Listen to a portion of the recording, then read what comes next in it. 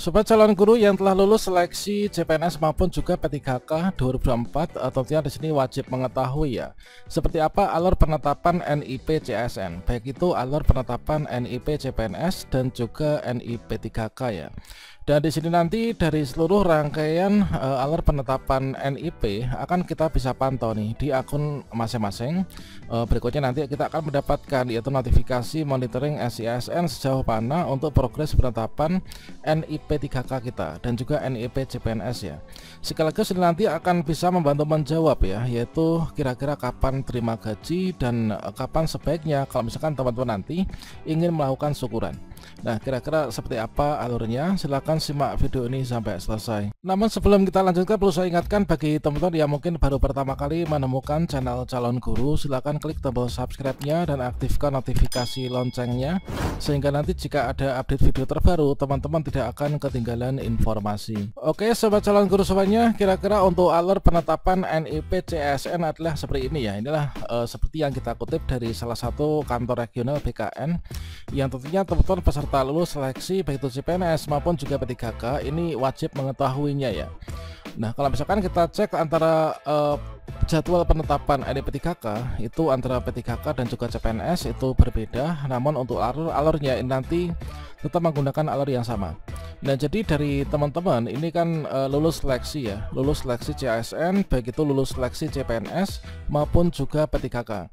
Nah, selanjutnya teman-teman peserta lolos ini melakukan pengisian daftar riwayat hidup dan melengkapi dokumen melalui SSCSN atau yang sering disebut sebagai pemberkasan ya. Untuk pemberkasan ini kan dilakukan secara paperless ya, artinya teman-teman cukup mengisi daftar riwayat hidup atau DRH di akun SSCSN dan juga mengirimkan berkas-berkas yang diminta ya, yang mana berkas-berkas itu akan dikirimkan yaitu ke Kantek BKN untuk yang teman-teman di instansi pemerintah daerah dan juga untuk di kementerian maupun juga di lembaga pusat itu nanti ke BKN pusat ya.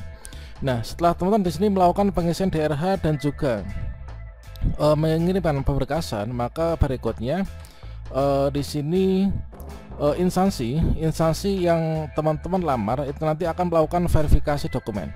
Jadi dokumen yang dilakukan oleh teman-teman yang dikirim itu adalah diverifikasi. Nah, selanjutnya jika dirasa sudah fix itu ditambah dengan berkas-berkas usul penetapan NIP 3K dan juga CPNS yang tentunya itu mengacu pada peraturan BKN ya.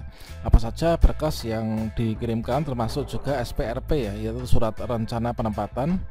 Jadi instansi itu mengusulkan dokumen penetapan NIP CSN ke BKN. Nah ini. Nah, selanjutnya akan diterima BKN nih, yaitu melalui SISN ya.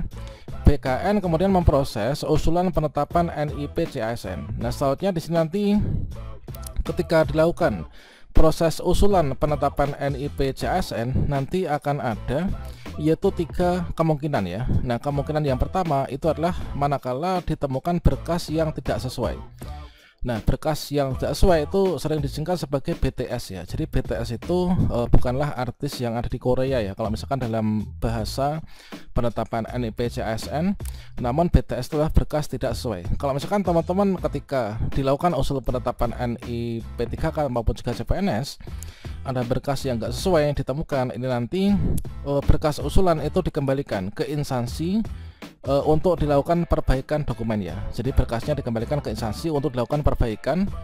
Kemudian kalau misalkan dari yang menyebabkan BTS atau berkas tidak sesuai atau ada kekurangan, itu nanti melibatkan mengharuskan teman-teman itu untuk memperbaikinya, misalkan surat lamaran atau apa, atau mungkin juga untuk berkas lainnya, maka teman-teman nanti akan dihubungi ya. Jadi kita sebagai peserta lulus akan dihubungi oleh instansi untuk melakukan perbaikan. Ini manakala kita diperlukan. Kalau misalkan itu perbaikan harus dilakukan oleh instansi atau mungkin bisa disikapi setempat, maka di sini nanti akan langsung diusulkan kembali ya. Setelah dilakukan perbaikan, maka dilakukan lagi untuk usul.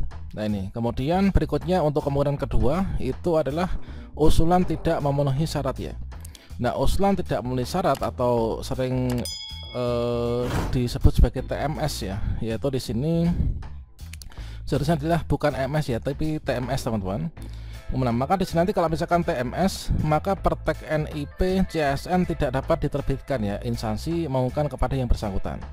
Nah biasanya itu apa, misalkan meninggal dunia atau mungkin mengundurkan diri, itu nanti teman-teman dimasukkan dalam TMS. Terkait tentang pembahasan detail perihal TMS yang menyebabkan apa dan BTS itu apa saja dokumen yang biasanya menyebabkan TMS, ini sudah kita siapkan, sudah kita bahas pada video sebelumnya ya. Jadi kemungkinan pertama ketika dilakukan proses usulan penetapan NIP, ini yang pertama BTS, yang kedua TMS.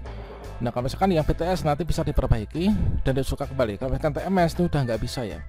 Nah kemungkinan yang ketiga ini adalah hasilnya adalah di sini tentunya yang kita harapkan bersama, yaitu usulan memenuhi syarat ya, atau MS. Dan ketika usulan memenuhi syarat atau MS, maka berikutnya BKN itu menerbitkan pertek ya. Pertek itu apa? Yaitu pertimbangan teknis ya. Nanti akan diberikan nomor pertimbangan teknis atau nomor pertek BKN.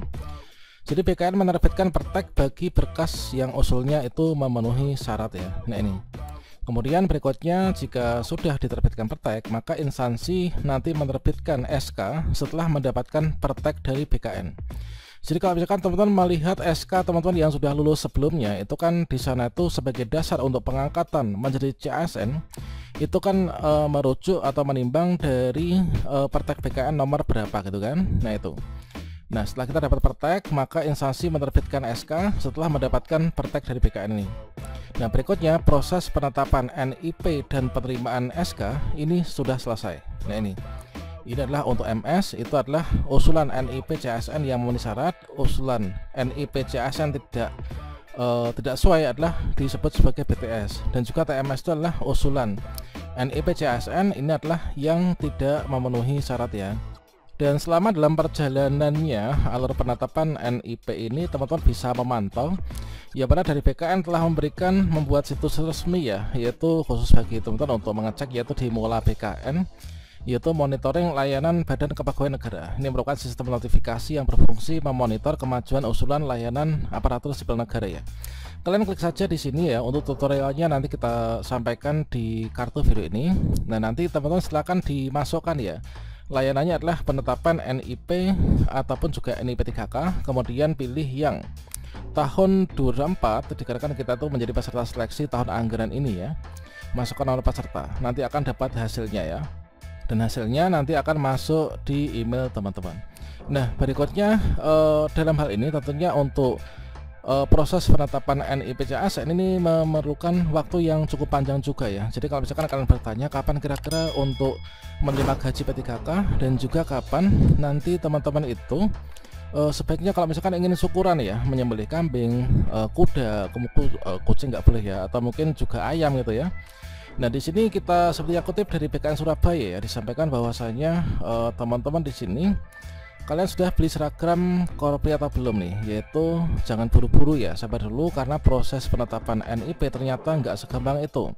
Ada beberapa tahap yang perlu diketahui ya. Jadi ketidaksesuaian usul dengan ketentuan bisa menyebabkan BTS maupun juga TMS. Satu hal lagi yang perlu diperhatikan, gaji nanti teman-teman ya, gajinya akan diberikan sesuai dengan SPMT, surat pernyataan melaksanakan tugas ya, bukan berdasarkan dari TMT NIP ya. Jadi teman-teman perlu diingat ya. Nah kira-kira seperti itu, silahkan dipantau secara berkala dan juga dicek secara berkala di Mula BKN ya. Untuk tutorialnya saya berikan di kartu video ini ya.